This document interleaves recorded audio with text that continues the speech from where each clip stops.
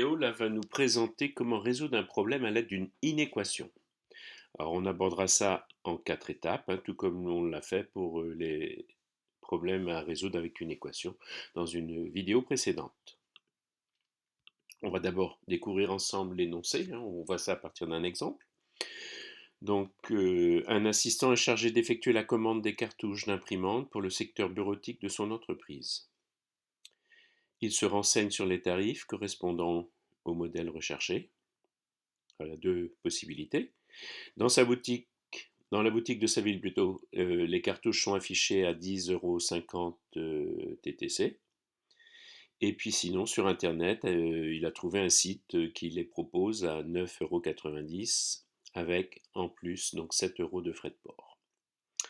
Alors, la première question, là, la commande à passer dans ces cartouches. Donc, on se pose la question, hein, où l'assistant a-t-il intérêt à effectuer son achat pour dépenser bien sûr le moins d'argent possible? On justifiera la réponse. Alors cette question-là, en fait, je l'appelle la question préalable. Si elle n'est pas posée dans un énoncé de ce type-là, avec notamment des tarifs à comparer, je vous invite à choisir un nombre arbitraire de cartouches ou d'objets à acheter, et puis de poser le calcul, comment j'obtiendrai donc le prix selon les deux tarifs proposés. Donc on appellera un petit peu de notation, hein, le tarif 1 que je noterai T1 dans la suite de l'énoncé, de la résolution plutôt, le tarif en boutique dans sa ville, et puis bien sûr tarif 2, T2, le tarif des cartouches d'encre sur Internet.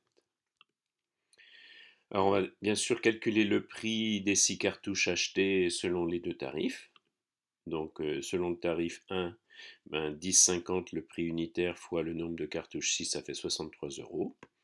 Et selon le tarif 2, 9,90 le prix d'une cartouche fois 6 le nombre de cartouches, plus 7 € de port, ce qui fait 66,40.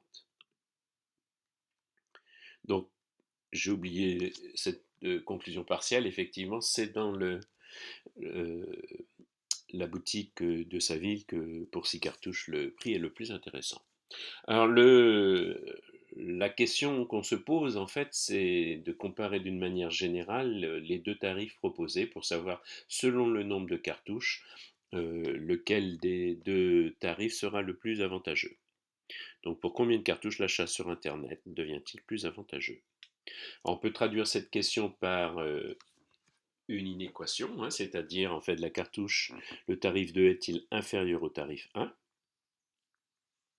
qui se traduit bien sûr avec le signe inférieur. Alors, la première étape, voilà, on rentre dans le vif du sujet ici, de résolution d'un problème à l'aide d'une inéquation. Donc, on va noter X le nombre de cartouches achetées, l'inconnu. Et puis ensuite, on va mettre ce problème sous forme d'une inéquation. Exprimons d'abord chacun des tarifs en fonction du nombre X de cartouches achetées. Pour cela, on pourra se référer bien sûr au calcul qu'on a posé à la première question, hein, la question que j'appelais la question préalable pour 6 cartouches. Donc en remplaçant 6 par X, on aura donc pour le premier tarif 10,50 fois X. Et puis en procédant de la même façon pour le tarif 2, en remplaçant 6 par X, on aura 9,90 fois X le nombre de cartouches plus 7 de frais de port. Donc on pourra traduire ce problème, hein, par le tarif 2 est inférieur au tarif 1 si bien sûr T2 inférieur à T1, et on va remplacer par la suite donc T2 et T1 par leur expression qui sont à droite de chacune des deux égalités ici à gauche. Donc résolution de l'inéquation du problème, donc T2 inférieur à T1, ça traduit par 9,90 fois x plus 7 inférieur à 10,50 x. On va retourner l'équation, ce qui nous évitera, donc le but c'est d'obtenir les plus grandes valeurs de x à gauche, qui nous permettra d'éliminer les signes négatifs. Donc 10,50 x supérieur à 9,90 plus 7. Effectivement, c'est comme si je lisais la première équation à l'envers. Maintenant, on va transposer, c'est-à-dire regrouper tous les x à gauche, donc 10,50 x moins 9,90 x supérieur à 7.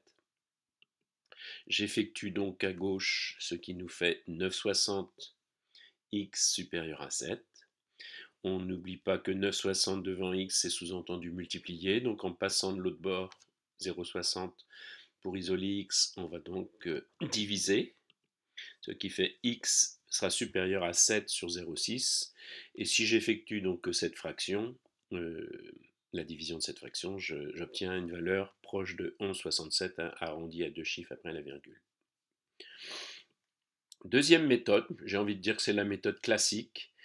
Donc on va regrouper les x à gauche. Donc 9,90 moins 10,50x inférieur à moins 7. Et j'ai passé le plus 7 de l'autre côté en changeant de signe.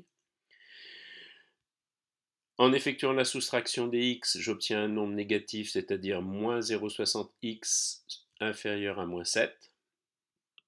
Et là, donc la règle habituelle, je change de sens à l'inéquation en passant le coefficient négatif, hein, c'est-à-dire le moins 0,60, de l'autre côté de l'inéquation. Ce qui va me donner x supérieur, hein, j'ai bien changé de sens à l'inéquation, à moins 7 sur moins 0,6. Moins sur moins, ça fait plus. Et en effectuant la division ici, j'obtiens bien sûr le même résultat que dans la première méthode. Donc 11,67. On arrondira donc à 12, hein, à la valeur entière supérieure. Donc, conclusion du problème, à partir de 12 cartouches d'encre achetées, le tarif sur Internet est plus intéressant.